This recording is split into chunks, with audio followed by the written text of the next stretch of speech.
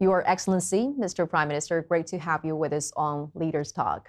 Well, you're here in Beijing this time for the third Belt and Road Forum for International Cooperation, and you were at the opening ceremony together with world leaders and representatives with over 150 countries, as well as more than 40 international organizations, listening to the keynote speech delivered by President Xi. So to start with, can you share with us some of the major takeaway from President Xi's speech as well as from the forum? Well, I think our participation in the forum 3 years in a row is a show of our support for the BRI and BRF. And this is my first trip to join the Belt and Road Forum. And I first would like to congratulate President Xi Jinping and China government for organizing successful forum. The representative from all over the world, especially developing countries. I think as Cambodia, we have benefited a lot from the BRI's Belt and Road Initiative through our development strategy under the BRI's programs. China is the very first country you visited since taking office, and I think this shows the great significance both sides put on this ironclad relation, given its historical linkage and traditional friendship.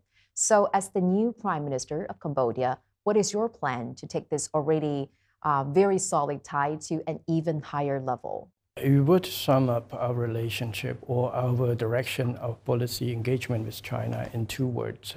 It would be continuity and consistency. This year is the 65th anniversary of our diplomatic relationship and a year of Cambodia-China friendship. This coincides with my assumptions of position as the head of the government of Cambodia.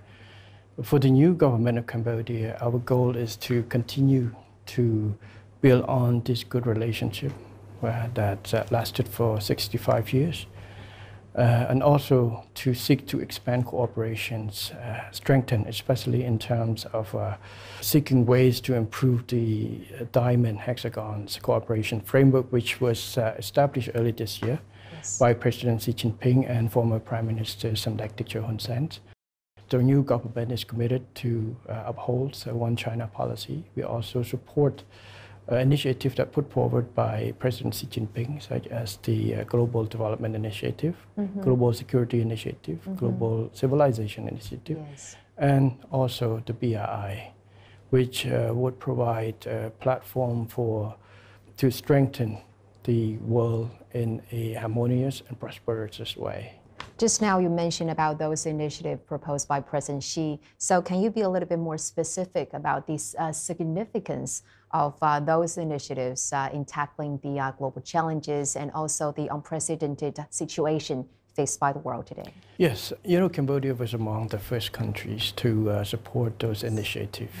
Like I say, this initiative is a main contributor to achieving harmony and prosperity of the world. For example, Global Development Initiative, which stress on the goals of inclusive development, focusing on the poverty alleviations and increasing health of people, especially in less developed countries.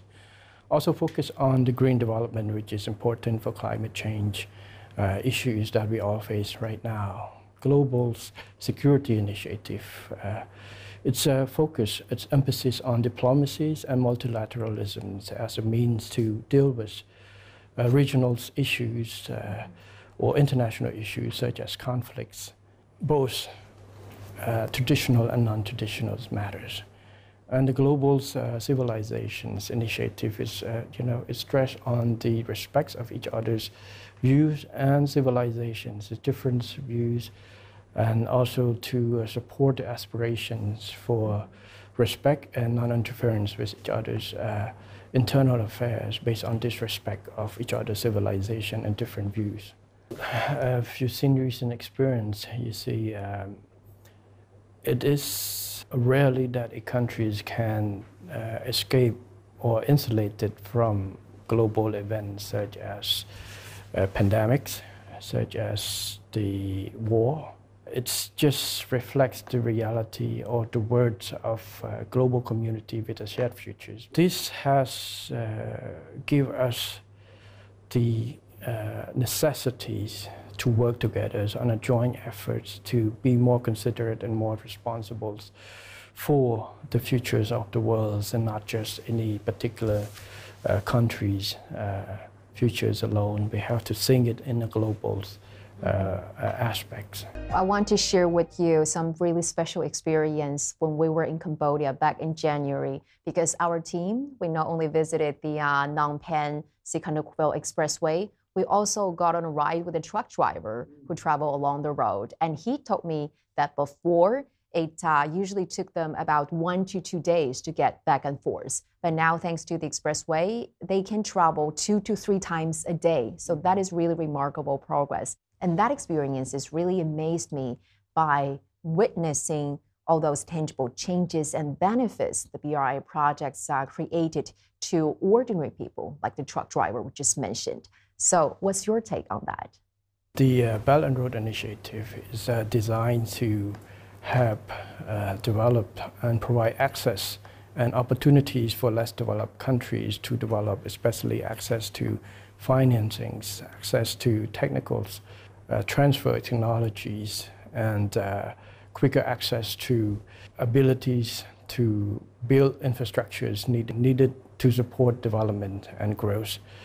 In terms of the BRIs, I think for Cambodia, we have greatly benefit from that, as well as many countries. Yesterday, a lot of speakers, head of states, head of governments came up and speak about the benefits that received from the BRIs. So Cambodia shared those perspective and experience. You raised the examples of Phnom Penh Sihanoukville Expressway, which has provide benefits not just to a certain group of people, but to ordinary peoples, to everybody's. Everyday citizens. Yes, everyday citizens, not just those who need to travel using the expressway, but the effect that it has on the economies. It's improved logistics, it's improved trade facilitation, it's helped to promote growth, which has a broad base for our peoples. So for Cambodia, the BRI also linked with our Pentagonal strategies, which is aimed to improve the infrastructure and connectivity. And also under the BRI, 2 days ago, we were able to start receiving passengers from our new airport in Siem Reap, which is one of the landmark projects under the BRI with support of BRI program. So this type of progress that would leave the impact on the livelihood of the peoples in those countries, including Cambodia. So this is what Cambodia value. Just now you mentioned that the development roadmap of Cambodia has made its transition from the rectangular strategy now to Pentagon strategy with the newly added focus on sustainable development. Yes. Another part that is really crucial to this development is advancing science and technology. Yes. So what is your vision in working more closely with China in this regard? Technology is the future, and it's present in its futures. We have to embrace it. In the Pentagon's strategy, what is added as another angle is digital economy. With China as a growing powers in the new technologies. A lot of companies have very new, innovative ideas. Many of Chinese companies has a world dominance in terms of technologies capabilities. So by having engagement with China, especially in terms of private sectors to private sectors, we would be able to promote technological transfers and also investment to Cambodia, which bring out those technology to Cambodia for training our workforces to have an external effect on our infrastructures. So these the areas that Cambodia and find that China relationship between our two countries can benefit, provide mutual benefit for both our countries. And that is why you have met with some senior representatives and executives from those high-tech Chinese companies like Huawei during your visit last time and maybe this time as well, right? Yes, actually I had a chance to meet a lot with private sectors. Many of the companies that have been investing in Cambodia and many more has been interested in investing in Cambodia. Companies such as investors in energies, in renewable energies that helping our countries to secure to build a foundation for security, energy security in the futures. Also, with regards to environmental impacts through renewable energies and technologies to bring, companies like Huawei that's been operating in Cambodia will encourage further investment in bringing more technologies. Also, not just in the physical technology, physical investments, platforms such as we had a signing between our Ministry of Commerce with Alibaba Group. Mm-hmm. So we can't put on the global platform to allow our farmers, our small and medium enterprises to expand their market outreach through those. And also companies like Bank of China's group and also that provide access for and technologies as well. So I've been very happy to see the progress in the relation between government and government, government and businesses and business to business between our two countries. Let's talk a little bit about China-ASEAN cooperation. Well, both sides are now looking to upgrade this cooperation, which is called 3.0 Free Trade Agreement between the two sides. So what role do you think Cambodia could play in this process? It is important to recognize that China is ASEAN's #1 trading partners, and also is ASEAN's third largest foreign direct investments source of foreign direct investment to ASEAN. The initiative to upgrade the Asian-China Free Trade Agreements after 3.0 was initiated, adopted last year in Phnom Penh when Cambodia chaired the chairmanship of ASEAN. I think the main principles is to, help increase the status of our trade relationship in a sense that to promote and to improve the mechanism and conditions that ASEAN and China can improve the trade of goods and services between the two countries. It's aimed to revive the economy post-COVID-19 and also build the conditions that allow the trade relationship to withstand and to adapt to the new global trends such as climate change and digitizations. So in this case, I think Cambodia and China can work with our foreign trade partners in ASEAN in order to contribute to the facilitation of these matters. Wait a minute. Oh, you got Cambodian products. Mr. Prime Minister, I want to share some delights with you, maybe something that you're very familiar with from Cambodia is dried mango and cashew nuts. Yes. So now, with the help of the Belt and Road Initiative, RCEP, as well as the Free Trade Agreement between China and Cambodia. So not only an increasing number of Cambodian agricultural products have gained their access and presence to the Chinese market, their production, their added value have been greatly enhanced as well. So what is your plan in strengthening the economic and trade relation between the two countries? Well, I think there's room, a lot of room to improve on this. Last visit, after my official visit to Beijing, I attended the China-ASEAN Expo, where many of Cambodians producers, Cambodian private sectors came to present at the expo of their products and have made connection with the locals, suppliers and consumers. So I want to see more of this, and not just on the agricultural products, but also in other products as well in the futures. And I just signed a sub-decrees to reduce some of the tax burden for the export, so can improve more competitiveness of our export of raw stones to China, so to make finished products on that, for example. Interviewed your father, the Yes. then Prime Minister, His Excellency Mr. Hun Sen, back in January, and I asked him about what is paramount in governing the country, and I remember he said, without any hesitation, that peace and political stability is the key to everything. So, Mr. Prime Minister, what would be your priority of governance and in building a high-income country by 2050, as you have envisioned when first taking office? We just achieved the national unities in 1998 under the win-win policy implemented, initiated by some like Hun Sen, former prime ministers. So we understand the importance and necessities to keep peace and stability as a foundation for growth. As a new government, our commitment is to preserve all the achievements that have been made by previous governments, and namely, and one of the core pillars is peace and stability, and also to seek to expand the areas of growth through reforms and also through the cooperations and through the promotion of other activities that help us, achieve our 2050 goals.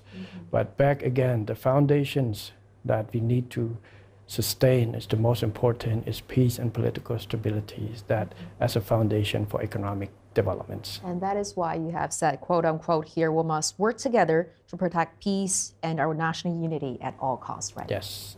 The training in the military, also my previous job in terms of as an army chief before I assumed my position as premiership, give me a clear view of a a need to strengthen security cooperations between countries, because we are tackling cross-border issues, cross-border criminal activity, cross-border threat, such as from even non-traditional threats such as humanitarian disasters and terrorism, which can affect all of us. And what would be your take on enhancing cooperation with China in some non-traditional security areas, such as combating cross-border crime and maybe internet fraud? We have working so hard with China over the years to tackle these issues. This criminal activities not only affects people's or trade or reputation of the countries, but it affects the safety of our population who have to live in the areas affected. So it's not just the cooperation with China, but within Cambodia itself, I have put an emphasis. We have 5 priorities of the new governments in terms of reforms, in terms of civil servants. Health education, law enforcement is one of them, and judicial reform in order to strengthen our abilities and our commitment to fight against crimes, cross-border crimes, anti-drugs, and other criminal activities. Our national police has been working with Chinese police and relevant ministries in order to strengthen cooperation in our joint effort to fight against this type of activities. Well, Mr. Prime Minister, besides being a veteran politician, you're also a loving father of 3 kids who sometimes posted family photo on social media network proudly, and also sent your son to school even after taking office. And we also learned that your kids are learning Chinese, and your eldest daughter could even write down birthday wishes in Chinese for her grandfather's birthday. Was that true? Yes, it's all true. It's that of my first daughters. It's her initiative, actually. When she was about 6 years old, she went to an event where some of Cambodian Chinese families as friends, and she come back, she asked to learn that as well. After that, the sister, my second one, and the third one also study. So when my daughters don't want me and my wife to understand, so they will speak in Chinese. That's really smart, huh? So what are some of the values that you hear the most when it comes to parenting your kid? Well, setting by examples is quite important. That's what my father showed me also. I grew up in a family that my father was busy all the time. It's rarely the chance that he spent with us very small. His action, his consideration, his care, and his focus on teaching us the hard work, the respect for others, the ideas of taking care of each other is there, always there. For me, since my daughter was born, I always travel all the time. Don't have much time with that, but the little time we have, I would teach her the same what my parents teach us. There's one word that my father has taught us since we all grew up is never think of yourself as a son or daughters of prime ministers, but think of yourself as the grandchildren of a farmer. And this has been great foundations of me, my brothers, and now we pass down to our children as well. What do you admire the most about your father? He's always a man of dedication, high responsibility, who does not afraid. He's not afraid to risk his life for the duty for the countries and the peoples. He been a role model for me, not because he is the prime minister, but the role models in terms of dedication and hard work toward whatever work he's done. He just did his best as a soldiers, as commanders, as foreign ministers, or anything that you do is focus, do the best you can, not looking at anything beyond that. So I think this is one of the values and the role model example that he provided to me is do the best we can and be responsible for what our actions. Well, Mr. Prime Minister, I want to talk about another topic that is really close to your heart is about tourism in Cambodia. Yes. Because Cambodia is a very famous tourism destination for its ancient wonders and captivating scenes. And Cambodian Ministry of Tourism has launched a special program called China Ready, hoping to attract more Chinese visitors. So, Mr. Prime Minister, why not take this opportunity to share with us a little bit about how Cambodia is getting ready in terms of security, in terms of accommodation, and more to attract more Chinese tourists? Cambodia view tourism as one of the main sources for economic growth and development. We were happy to have a lot of tourists from China. Before COVID-19, we have about 2.3 million visitors. And we hope to raise that back to the levels pre-COVID and beyond. Our strategy, our Ministry of Tourism has put on a very active program trying to attract the tourists back, especially from China. Mm-hmm. I understand that there has been some information or news that caused concern among the Chinese public and perception about security matters in Cambodia. We acknowledge that there are some issues. No countries have zero crimes. Every country has crimes. But those crimes or criminal activities does not represent the whole Cambodia. Besides small issues in certain areas, Cambodia overly peaceful countries, secure countries.